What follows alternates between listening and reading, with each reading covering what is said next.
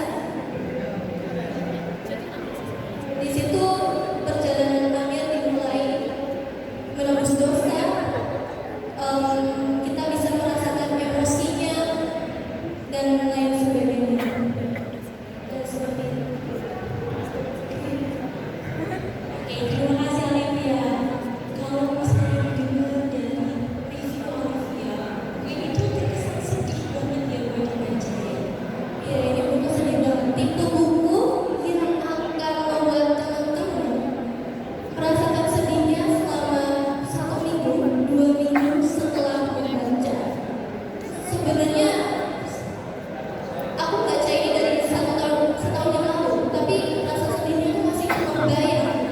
Kisahnya itu begitu membekas banget. Jadi ini layak dibaca.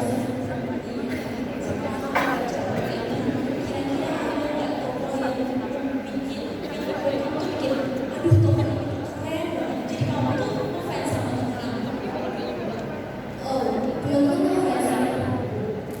Apa itu? Awalnya, waktu membaca buku ini, saya tuh benci banget sama semua karakter tokohnya. Amir yang begitu pengecut, takut membela Hasan, padahal Hasan itu begitu baik sama dia. Dan saya juga membenci Hasan karena kenapa sih dia baik banget sama Amir, padahal Amir aja nggak segitu baik sama dia.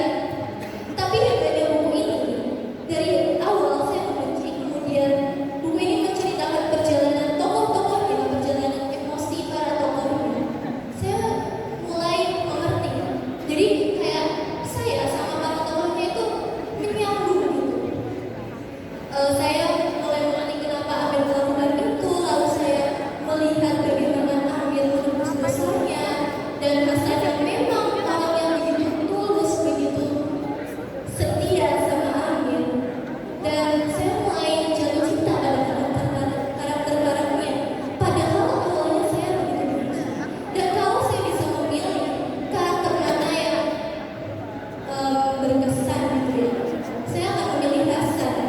Karena Hasan ini kayak simbol persahabatan sejati yang gak kenal balasan, gak kenal pamrih. Walaupun Amir nggak memperlakukan dia sebagaimana dia memperlakukan Amir, tapi poinnya bukan itu. Poinnya adalah ya memang Hasan mau bersahabatan dengan Amir. Kalau Amir berlaku apapun ya tidak terpengaruh kepada Hasan. Itulah hebatnya karakter Hasan. Tepuk tangan dulu semuanya.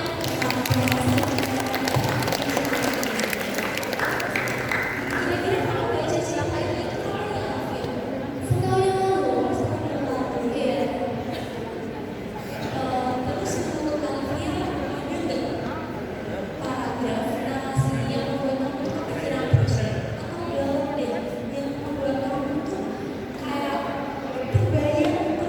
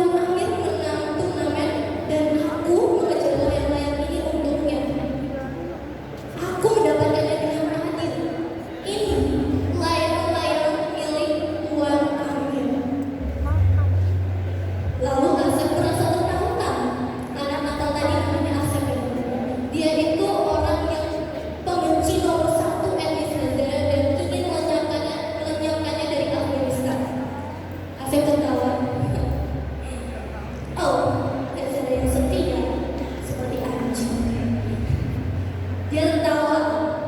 Lalu dia berkata lagi kepada Hasan seperti ini. Tapi sebelum kamu mengorbankan diri untuk mencintamu, pikirlah ini. Mungkinkah dia melakukan hal yang sama untukmu? Pernahkah kamu memikirkan kenapa dia tak pernah melibatkanmu dalam permainan saat ada tamu berkunjung? Kenapa dia hanya mau bermain denganmu saat tak ada seorang pun di dekatnya?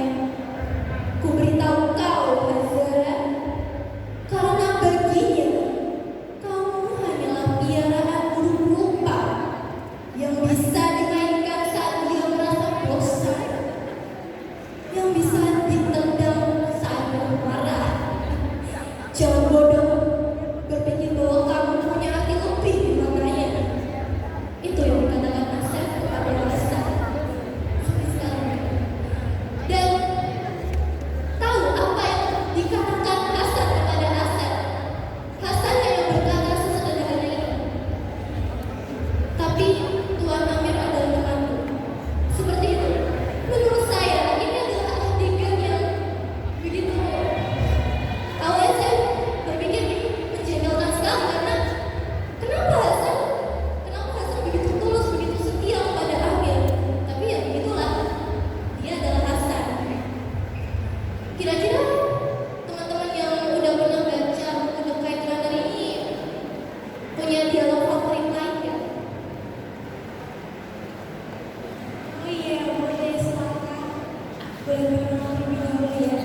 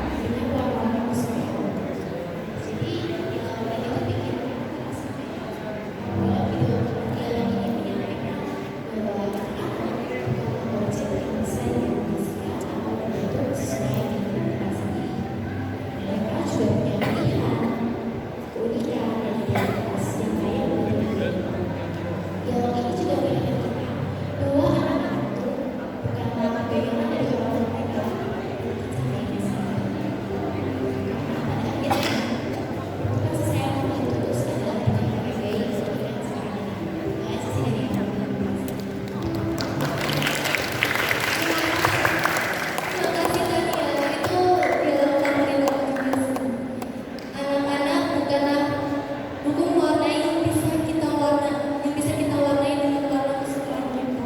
Seperti Amir, dia padahal dia lebih suka kata-kata, dia tidak suka olahraga yang melibatkan fisik seperti itu. Tapi ayahnya ya begitu. Kira-kira ada lagi nggak dialog favorit lain?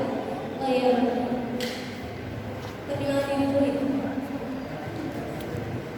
Ya, perkenalkan nama saya Sadar Kusuma. Di sini saya ada potongan yang menurut saya itu lumayan berkesan bagi saya. Itu ini mungkin terasa tidak adil, tapi dalam beberapa hari saja, bahkan satu hari saja, itu bisa merubah jalan hidup seseorang. Jadi dalam potongan bersama dengan menandakan berlaku seseorang atau tindakan seseorang sejak apapun itu memiliki konsekuensi yang harus diperhatikan. Walaupun hanya satu, walaupun sekecil apapun itu bisa merubah titik balik kehidupan seseorang secara drastis. Walaupun hanya satu kesalahan atau suatu hal yang itu bisa merubah kehidupan seseorang. Oke, terima kasih.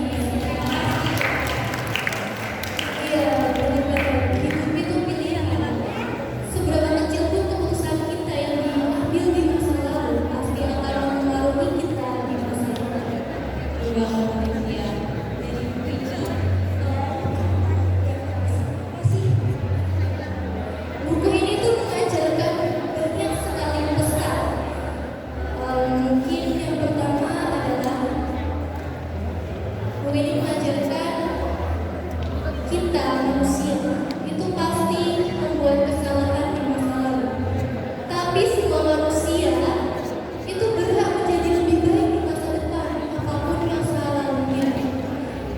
di sini kita juga diajarkan bahwa kesalahan memang bisa menghancurkan seseorang, tapi itu bisa juga membuat kita menjadi lebih banyak lagi, dan itu semua tergantung dari kita. Yang kedua adalah hidup itu pilihan. Apa yang kita lakukan di masa sekarang, keputusan yang kita ambil di masa sekarang, dan tindakan apapun yang kita lakukan di masa sekarang itu akan berpengaruh pada kita di masa depan. Yang ketiga adalah keberanian. Itu bukan berarti kita tidak merasakan takut, tapi keberanian itu adalah kita yang tetap melakukan tindakan itu meski kita merasakan takut. Seperti Hasan yang tetap mempertunjukkan layang-layangnya untuk Amir, walau dia merasa takut pada Asep yang begitu nakal, ya. Seperti itu sama-sama. Iya. Kalau dari teman-teman sendiri, kira-kira ada nggak pendapat tentang buku ini? Atau pertanyaan deh, boleh banget ditanyain. Iya, silakan. Boleh perkenalan terlebih dahulu ya. Halo semuanya, perkenalkan nama aku Ilham. Jadi aku punya pendapat terkait buku ini. Jadi di buku Kepala itu ada satu adegan yang benar-benar membekas di hati aku, yaitu adegan waktu Hasan dikeroyok sama teman-teman itu. Terus Amir melihat adegan itu, tapi dia lebih memilih buat nggak tahu, kayak nggak peduli gitu sama Hasan. Di situ aku benar-benar merasa sedih banget, kecewa banget, dan kaget campur aduk karena Hasan kan sudah benar-benar pokoknya segala itu dia lakuin demi Amir, tapi ternyata Amirnya malah kalah sama aku. Dia lebih memilih buat bela diri dia sendiri daripada temannya itu benar-benar kayak main gitu. Nah, dari adegan itu aku merasa bukunya itu benar-benar menarik banget dan worth it buat dibaca teman-teman semuanya. Itu aja sih, terima kasih.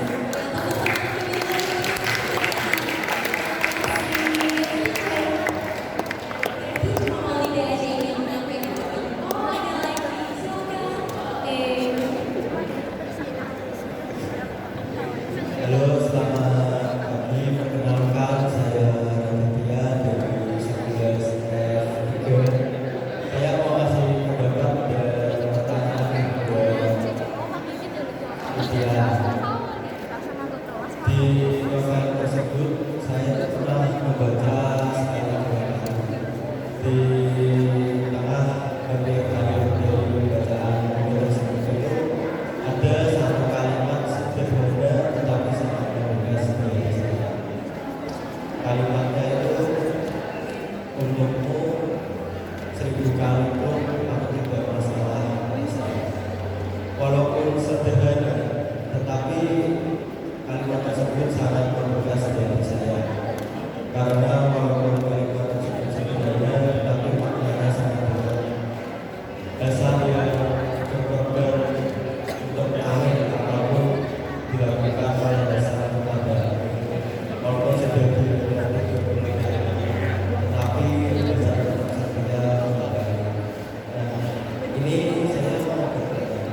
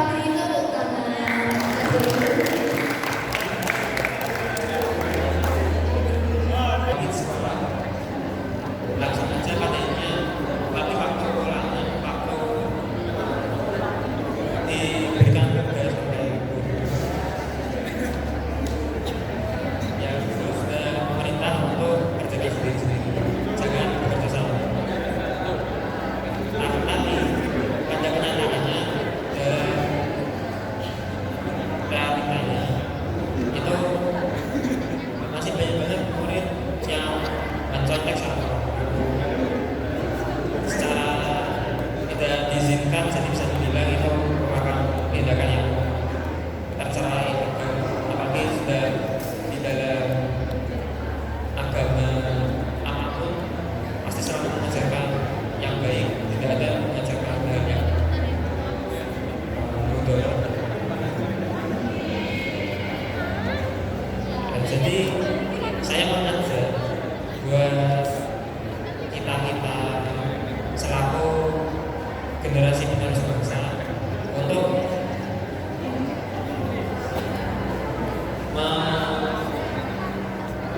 memutus rantai korupsi dari dini. Jadi kita harus menanamkan mindset atau sugesti dari diri kita sendiri untuk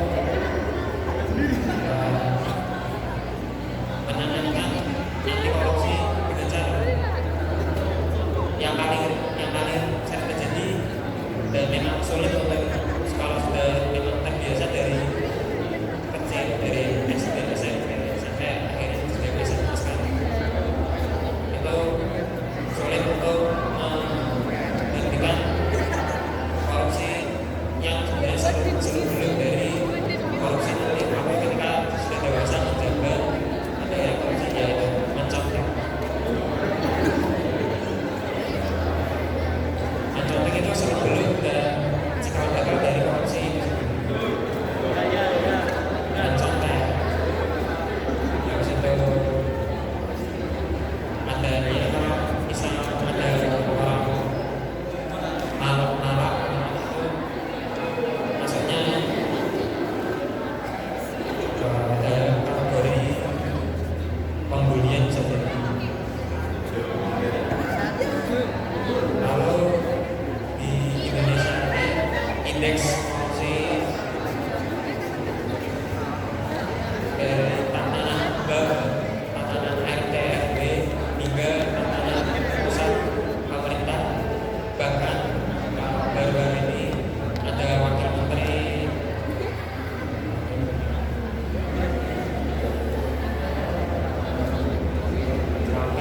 ada wakil menteri yang akhirnya terjerat kasus korupsi yang dari kabinetnya Prabowo Gibran.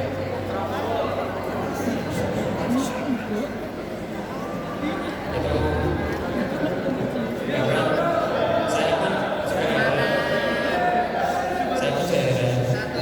kalau pejabat-pejabat Indonesia seperti DPR yang indeks korupsi itu cukup tinggi. Paling tinggi itu indeks korupsi di ASN. Kalau untuk data dan faktanya saya belum punya, tapi bisa di browsing apa indeks korupsi persentase tertinggi dalam lokasi di Indonesia. Kalau saya riset itu ASN mendominasi sekali hingga hampir 50% atau 30%. Dan yang kedua itu DPR dan yang DPR dan sebagai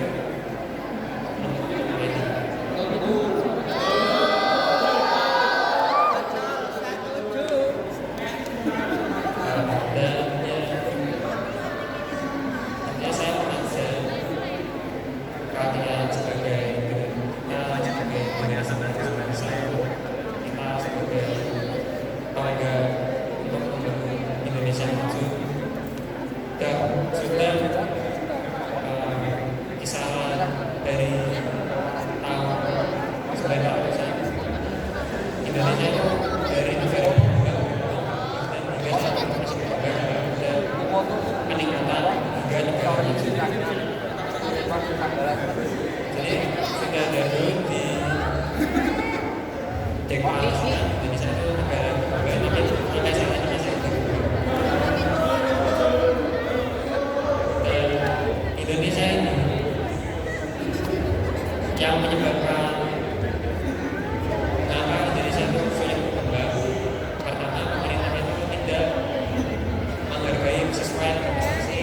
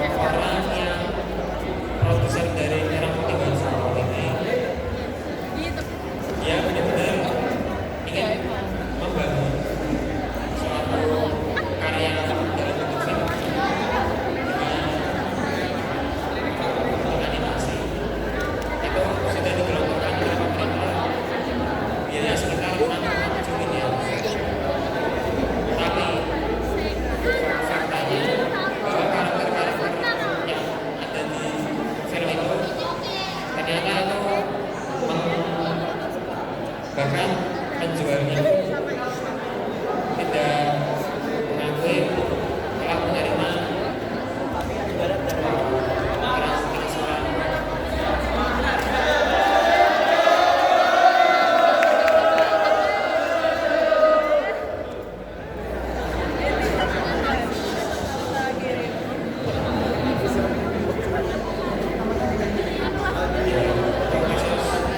Merah putih Gazprom ini tentu sangat janggal.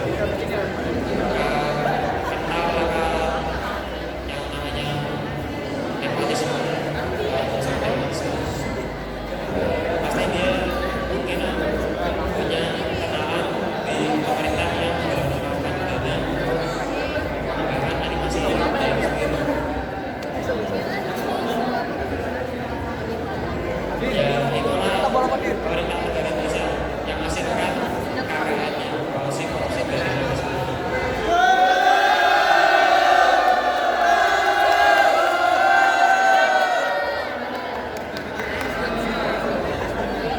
Indonesia ini merupakan negara yang sangat besar, membentang dari Sabang sampai Merauke. Negara yang kaya akan alam yang sangat indah. Masyarakat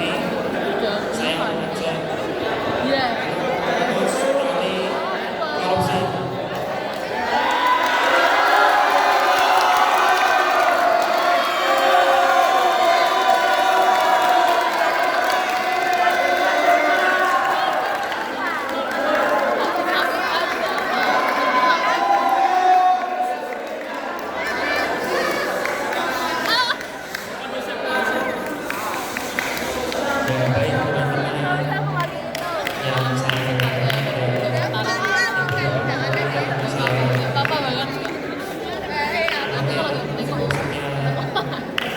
yang bisa saya utarakan sampai isi hati saya kepada sistem pendidikan,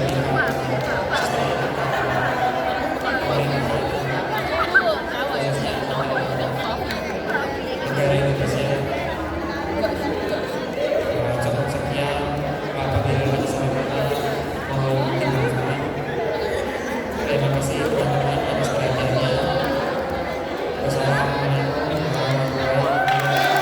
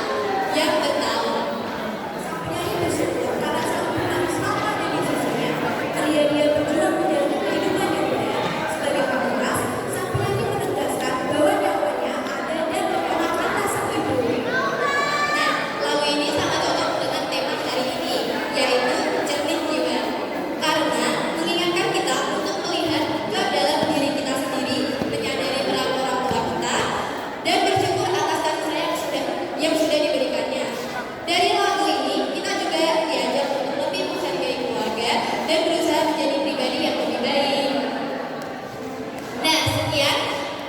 Sekian penonton.